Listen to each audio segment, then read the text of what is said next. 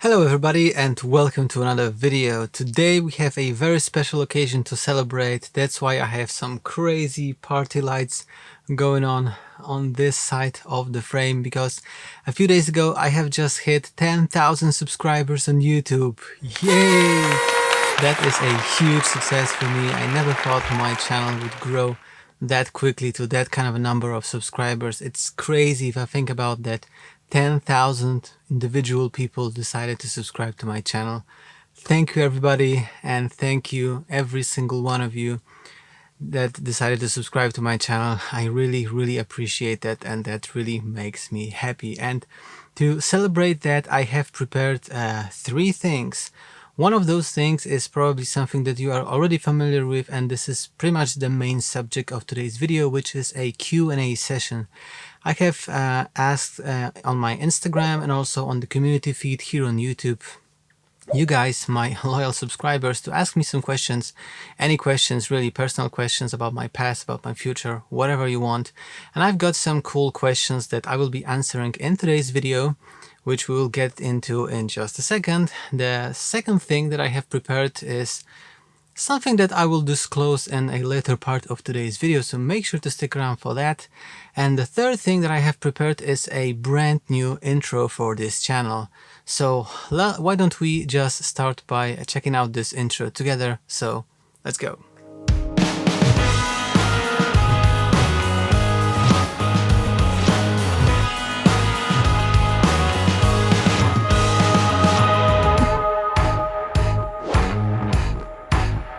Alright, and how did you like the intro? Let me know down below in the comments. I am really stoked on how that turned out. So let's start the Q&A, and let's start with the first question, which is, what have you done before? Education, job, hobbies? Well, that is of course a vast topic, but I'm gonna try to be brief here. So I have always been kind of a nerd. I was always interested in subjects like mathematics, like physics, computer science, that kind of stuff. So I was teaching myself in that direction. I graduated college with a degree, with a master's degree of control engineering and robotics.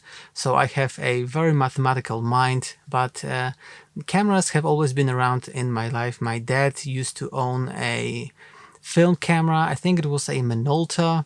Then he owned several DSLRs from Nikon, so I used to borrow his cameras, play around with them, and I was always amazed on what kind of a technical masterpiece a camera is. So when I finally got into photography myself, I really think like I can connect both the technical side of me, especially with astrophotography, which is a highly technical kind of photography. You need to plan it meticulously, you need to figure out what kind of optics, what kind of, how to deal with the noise and everything, and having a understanding of how it works under the hood and being able to actually use a device that does all of these things is kind of amazing for me. So that's how I kind of connected the two. When it comes to my job, I'm not a full-time YouTuber. In case you didn't notice, I am a full-time software developer. I am currently working in a company from Iceland, actually, and we are developing a web service to help with scheduling people. If you run a restaurant or kind of a hospitality business, or not only, it can be anything like transportation, whatever. We run a website that helps you schedule your employees, and I am a full-stack developer, which means that I'm writing both the server code in Python and also client code in JavaScript. So I am very savvy when it comes to writing software and that kind of stuff. So that's basically the background that I come from. Next question from Jose. Why is the EOS R, the Canon EOS R, so special for you? You've even astro modified it. Do you have in mind using more specific cameras? For example, CCD monochrome astro cameras? That is an excellent question, Jose. Why the EOS R is so special to me? Well, I keep using the EOS R, and I have astro modified the EOS R because I kind of own this camera for over a year. I don't really have a need to switch to a different camera. Maybe I was kind of lucky when I was selecting the camera brands that I want to stick with, because for instance, if I went for Sony cameras are a little bit, actually a lot harder to astro modify. In Poland, where I live, we have a guy that astro modifies a lot of the cameras, and he usually prefers to do that with Canon cameras, which are easier to astro modify. That's why I astro modified my EOS R. I don't really have a need to upgrade it to the EOS R5, especially since I've astro modified my EOS R. I kind of invested more money into that. I would have to do it over again with the R5, and also the R5 is kind of expensive, and I feel like I'm in a place where I could really benefit my imagery, my filmmaking, my photography could really benefit more from investing more in lenses or accessories like gimbals, like tracking mounts and that kind of stuff, and not so much with the camera. So that's why I'm kind of sticking with the EOS R. But the second part of your question is whether I have any plans on switching to CCD cameras. And yes, absolutely. I have a dream astrophotography rig in my mind that I'm trying to save up money for. I have a telescope and a mount, and also if I get a telescope and the mount, the next step would be to get a monochrome CCD camera and a filter wheel, do narrowband imaging and that kind of stuff. So this definitely is something that I want to get into, and this will be coming into the channel, but it may be a while because this stuff is expensive. And this actually leads me to one of the 3 things that I have prepared to celebrate hitting 10,000 subscribers on YouTube, which is that I am actually launching my own Patreon page on Patreon. So if you want, you can follow the first link in the description of this video where you will find out more details. But basically, you can, if you want, you can support financially this channel and help me grow and help me save up money for new equipment to test out, to review, to make videos about on the channel, and kind of give back to the community via this kind of content that I'm producing on YouTube. And every penny that I make on Patreon will be reinvested in the channel one way or another, in some kind of an equipment that I will be using and making videos about, because I am not in the position of getting free stuff from companies yet, and also I'm not even in the position of getting free loaner stuff to review, play around and give back. So everything that I'm using, all of the lenses, all of the equipment, I have to buy from my own money. So if you would like to support me and help me kind of continue doing that and growing in this hobby and growing the channel, then I would definitely appreciate if you checked out Patreon. If you decide to help me out there, if not, of course, no big deal. But if you do, you will have some perks, like, for instance, early access to videos, because I have to play the YouTube game and I don't always publish a new video as soon as it is done. So on the Patreon page, I will be putting links to unlisted videos that have not been published, so you can get like an early access to those videos. You would have access to like voting about what kind of deep sky object do I photograph next and make a video about, or maybe some votes about the subjects for videos in general, in what order do I kind of materialize my ideas in my head into videos. And also you will be able to like request your own ideas for videos, because I actually got a few of those. So if you support me on Patreon, I will be also taking into consideration those requests. You also get like a discount for my online store where I sell Milky Way presets and also some plugins for Premiere Pro, about which I will talk in just a moment. But just follow the link in the description and check out my Patreon. If you do decide to support me there, I would be very, very grateful, and this will be deeply appreciated. Okay, so the next question is from Ariel Reyes. Your tools for Premiere Pro are amazing. Any plans for more? So I actually touched on this a little bit in answering the previous questions, that I have my online store where I sell Milky Way presets and also plugins for Premiere Pro. If you haven't checked them out and you are producing some kind of video content, maybe you have a YouTube channel, maybe you're making some other kinds of videos, check out my plugins. Again, link to that will be in the description. I have like 4 or 5 plugins, I think, and a lot of people have been purchasing these plugins over the last few months, and I have been getting great reviews, so definitely check them out. But to answer the question, yeah, I will definitely, I'm thinking about a new idea for a plugin, but the thing is that it is hard to get a good idea. I don't want to make a product that is just, you know, kind of like a filler because I haven't published a new plugin for a while. I don't want to make a new plugin just because I haven't published a new plugin for a while. I want to, if I were to publish a new plugin, I want it to be an awesome product like all of my previous plugins. But In the meantime, before I figure out what the next cool thing would be, there's actually an update coming to the Mask to Transform plugin, which is a plugin that you can use in Premiere to get automatic motion tracking like in After Effects, but in Premiere.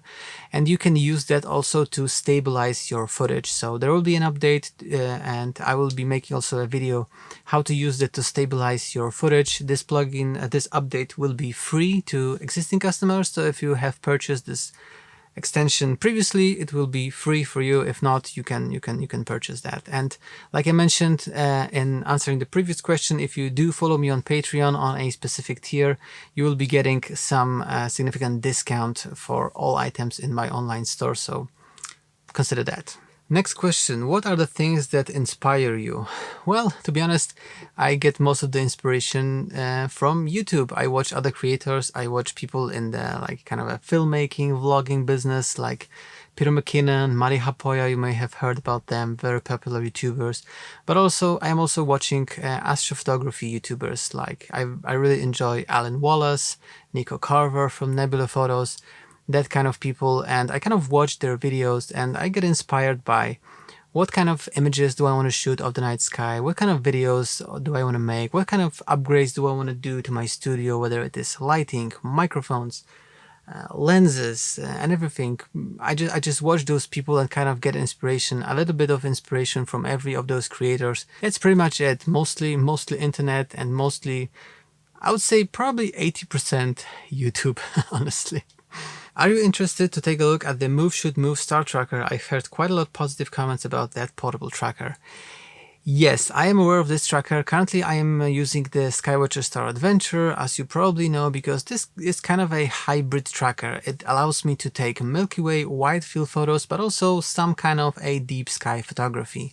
The Move Shoot Move tracker is very small and portable, which means that it is only good for wide field photography. It's no good for deep sky, which I am into, so I don't want to switch to Move Shoot Move. But if I do save up enough money and get myself the Skywatcher EQ6R Pro, which is the mount that I am dreaming about, then if I get the EQ6, then maybe I will sell my Star Adventure, get a Move Shoot Move, so I could take this portable tracker when I'm traveling, when I'm backpacking, when I'm going on an airplane trip somewhere with my family.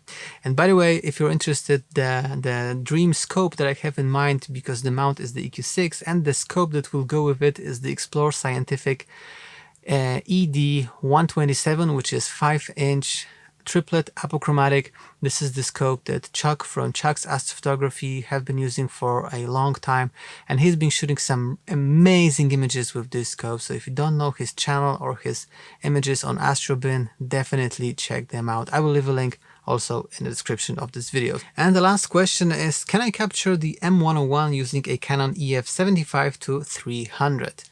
Yeah, I think you can. I have tried to capture the M51 this year in spring using my 70-300, and I was using a 2x extender and a full frame camera, and I barely got it. I mean I have spent like an hour trying to find it. So I think if you cannot find it, definitely make sure that you are pointed at the right portion of the sky. You can go to astrometry.net and you can upload your image there, and it will plate solve your image, which means that it will tell you exactly what kind of stars, what kind of constellation, what kind of deep sky objects do you have in your frame. And maybe chances are that maybe you're a little bit off the frame, so that's why you cannot see it. I think the M101, I checked in Stellarium, I think it is a little bit bigger than M51. So if you have an APS-C camera, then maybe even without the extender at 300mm focal length, you should be able to get it in the frame pretty decently. So make sure that you are framed up correctly. And if you have trouble framing up on small objects, definitely check out that video I have made about the Star Adventure, which is like a kind of like a manual go-to system that I have figured out for my adventure that helps immensely in pointing your camera at the correct spot in the sky. So if you haven't watched it, definitely check it out. So that's pretty much it. Those are the questions that I have selected to answer in this video. There wasn't a question about the future plans for this channel, but this is something that I wanted to touch on anyway. Of course, I will keep making videos. I have been a YouTuber kind of like for a year and a half, like doing it consistently, like on a weekly basis, at least one video a week, like on average. I definitely intend to continue doing so. I will be getting into new gear, new stuff. I have a ton of ideas in my head. I will also actually be moving to a house, and further down the line, I have already bought some land.